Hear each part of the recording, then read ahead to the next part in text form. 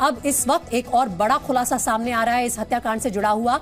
22 दिसंबर को तय हो गई थी साहिल की शादी, यानी कि 2 महीने पहले शादी तय हो गई थी साहिल की 22 दिसंबर को। उसके बावजूद उसने निकी को अपने प्यार के झांसे में रखा, उसके साथ लिव इन रिलेशनशिप में रहा और घर वालों ने, साहिल के घर वालों ने किसी और लड़की से उसकी शादी 22 दिसंबर को ही तय कर दी थी। 9 फरवरी को साहिल की सगाई हुई। साहिल की सगाई के बाद निकी को शादी का पता चला और जब निकी ने साहिल को कन्फ्रंट किया, उससे इसके बारे में जानकारी पूछी, तो साहिल ने झूठ बोला, उसे बहला फुसलाकर अपने साथ ले गया, उसकी हत्या की निगमबोध घाट की पार्किंग में मोबाइल फोन के चार्जर से और फिर उसकी लाश को ठिकाने लगाया अपने ही ढाबे के फ्रिज में और उसके बाद वो दूसरी लड़की से शादी करने भी चला गया। चलिए अब आपको ग्राफिक्स के जरिए समझाते हैं कि कैसे साहिल ने चट मर्डर, पट ब्याह वाली ये तमाम साजिश को अंजाम दिया। 9 फरवरी की रात 9 बजे आरोपी साहिल ने दूसरी लड़की से मंगनी की।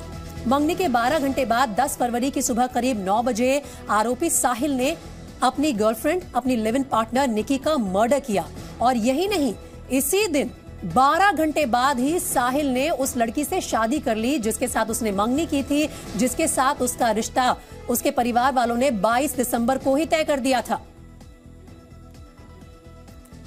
चट मर्डर, पट ब्याह वाली ये तमाम साजिश को इस शातिर आरोपी साहिल ने इस तरह अंजाम दिया। 12 घंटे के अंदर अंदर उसने ना सिर्फ एक और लड़की से मंगनी की, अपनी लिव इन पार्टनर की हत्या की, लेकिन फिर शादी भी कर ली। तो निकी हत्याकांड से जुड़े जो तमाम अपडेट्स इस वक्त सामने आ गए हैं वो भी आप जान लीजिए। आरोपी साहिल गहलोत ने अपना जुर्म जो है वो कबूल कर लिया है। 5 दिन की पुलिस रिमांड में है इस वक्त साहिल गहलोत। साहिल के पास से ही निकी का फोन भी बरामद हुआ है। 9 फरवरी को निकी के घर गया था साहिल और निकी के फ्लैट का जो सीसीटीवी फुटेज है उसका डीवीआर पुलिस ने अपने कब्जे में ले लिया है। दम घुटने की वजह से निकी की मौत हुई है, इस बात की पुष्टि पोस्टमार्टम रिपोर्ट में की गई है।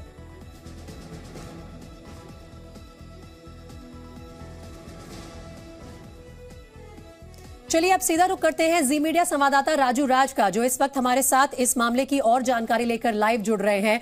राजू, ये जो तमाम तथ्य सामने आ गए हैं वो साफ दिखाते हैं कितना शातिर है साहिल। कबूलनामे में क्या क्या चीजें सामने आई, उसने मर्डर किया अपने लिव इन पार्टनर का और फिर उसने किस तरह से पूरी प्लानिंग को अंजाम दिया। बिल्कुल प्रीति, अब तक जब शुरुआती में जब पुलिस पूछताछ कर रही थी तो पहले तो उसने पुलिस को इस जांच में भटकाने की कोशिश की, लेकिन जब सख्ती से पूछताछ की जा रही है तो तमाम राज वो खोल रहे हैं कि किस तरीके से उसने पूरे हत्याकांड को अंजाम दिया और हत्याकांड को अंजाम देने के बाद कैसे सबूत मिटाने की कोशिश की। सबसे पहले बता दूं कि जब वो उसकी एंगेजमेंट हुआ था 9 तारीख को, तो 1 बजे रात के करीब वो अपने मित्राओं गांव से और निकी के घर उत्तम नगर में वो पहुंचता है। 2 से 3 घंटे साथ बिताता है और उसके बाद वो यहाँ से सीधे निजामुद्दीन रेलवे स्टेशन में पहुंचता है। मैं निजामुद्दीन रेलवे स्टेशन पे हूँ, यहाँ पर वो पहुंचता है और गोवा जाने का टिकट निकी के पास होता है, लेकिन वो अपने साथ अपना बैगेज लेके नहीं आता है। कहता है उसे भी गोवा जाना है, लेकिन वो गोवा नहीं जा पाते दोनों। उसके बाद निजामुद्दीन के बाद साहिल और निकी दोनों कश्मीरी गेट पहुंचते हैं। वहां से हिमाचल प्रदेश की बस पकड़ना चाहते हैं, हो सकता है वो मनाली जाना चाह रहे हो।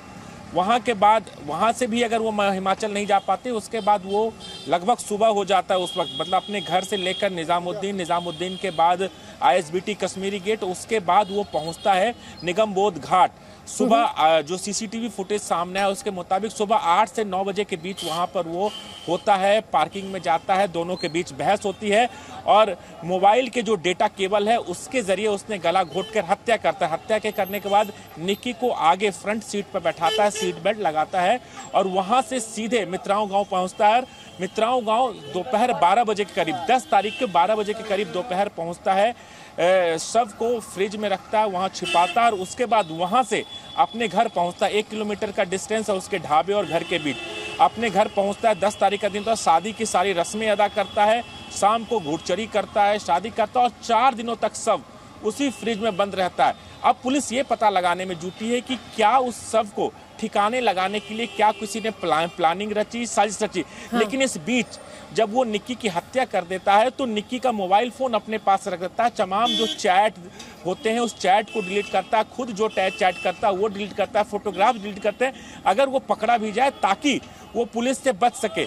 लेकिन पुलिस ने उसके मोबाइल फ़ोन को रिकवर किया, उसे जो तमाम डेटा उसे रिट्रीट करने के लिए भेजा। इसलिए पुलिस ने कहा कि इस पूरे मामले की जांच सरदा हत्याकांड के जैसे पूरा फॉरेंसिक एविडेंस और सर्कमस्टेंशियल एविडेंस को उसे इकट्ठा करने ताकि इसे सजा दिलाने में काफी मदद मिलेगी।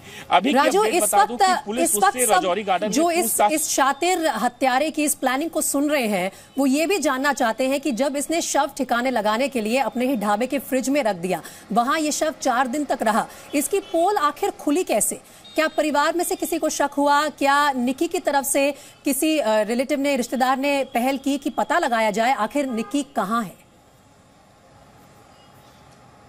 देखिए, परिवार से कुछ दिनों से निक्की की बातचीत नहीं हुई थी। परिवार वालों को चिंता सता रही थी कि क्या वजह है कि निक्की उनसे बात नहीं कर रही है।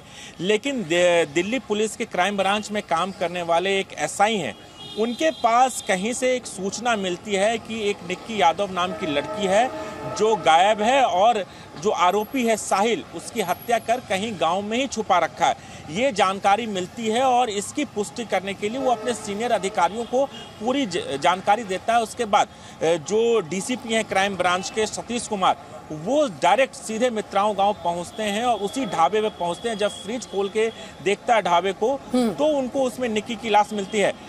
चूंकि परिवार ने अब तक मिसिंग रिपोर्ट भी नहीं दर्ज कराई और परिवार को इस बात की जानकारी नहीं थी, लेकिन बातचीत नहीं हो रही थी, इसलिए परिवार वालों ने संपर्क किया अपने किसी जानकार के थ्रू दिल्ली पुलिस के एक एसआई को, और उसने इसकी सूचना दिल्ली पुलिस के अपने और गनीमत ये रही कि निक्की के शव को ठिकाने लगाने से पहले ही उसकी पोल खुल गई और अब पुलिस कार्रवाई कर रही है। राजू, आप हमारे साथ बने रहिए।